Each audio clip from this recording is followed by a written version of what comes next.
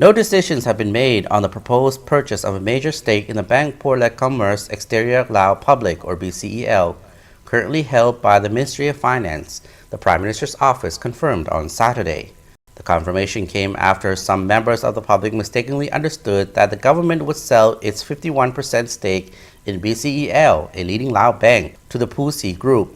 On November 10th, the Prime Minister's office issued a notice assigning the Ministry of Finance to work with the Bank of the Lao PDR and relevant bodies to study a proposal by the Giant Construction Group to buy the 51% stake. Some people misinterpreted the notice to mean that the government had already made the decision to sell.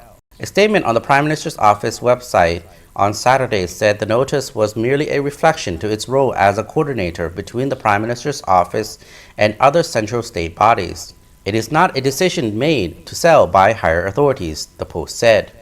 In the November 10 notice issued on the advice of Prime Minister Pankamvi Pawan, the relevant bodies were told to consider the proposed purchase in line with the government's decision to involve private companies in the management of state enterprises or create joint ventures. The government made the decision after announcing that it would reform the management of state enterprises because of the inefficient way they operated. การแก้ไขปัญหาความยุ่งยากทางด้านเศรษฐกิจการเงิน Prime Minister Pankam told the ongoing Second Ordinary Session of the National Assembly, or NA's Ninth Legislature, that over decades, every government administration has invested heavily in state enterprises, hoping they would become a main source of revenue and key drivers of the economy. But most state enterprises have performed poorly. Some have accumulated enormous debts, placing an added burden on the government.